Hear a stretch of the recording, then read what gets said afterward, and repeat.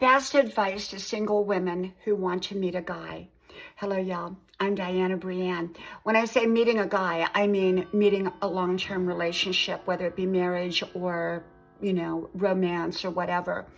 And so, first of all, my first bit of advice is don't go towards married men. Married men should always be off limits to a single woman. Most married men never leave their wives, and if they do, you inherit all the problems that come with it. Because anytime a married man leaves his wife, he's likely going to carry with him responsibilities that maybe you don't want to take on later in the marriage. And so stay away from married men because, well, they're married and they're committed to someone else, and you are intruding in a marriage. And when you intrude into someone's marriage, then you are as much a part of adultery as the man who's committing it. So stay away from all married people. Number 2, let the man pursue you, but be receptive. Now, I know that sounds old-fashioned, but it's true. And women who aggressively pursue men rarely ever get the man.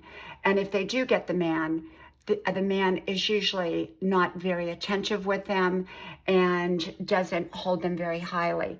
I think men as a whole like to pursue women, okay? But they also want a woman who's receptive back. Now, if you are not receptive back and a man's pursuing you, he's going to move on, because he's going to feel that you have no interest in him. And so, you want to be receptive. But it's sort of like a dance. They come one way and then you move back and then they go back a little bit and then you move forward. But I believe in that when you look needy and hungry and desperate for love, love runs right out the door, okay? And the best you're going to get is the pickings over, the leftovers out there that are not very good. So never come from a place of neediness and hunger. You come from a place of self-fulfillment, that you are out there creating your best life with or without a relationship, with or without a romantic relationship. Get involved in things that you want to do.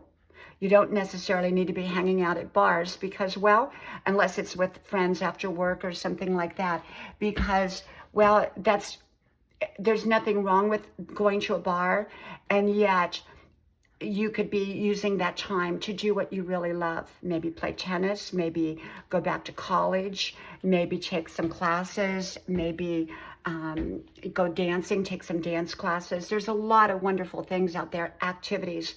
Often it's through activities that we meet people of like minds. So find something you're interested in, and likely you're going to meet other people that are interested in it as well. And that's always a potential romantic partner.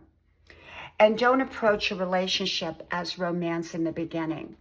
It can have a hint of romance, but don't approach it only from that perspective. People want to be seen as people, and they ultimately want to be seen as friends, even in a romantic relationship.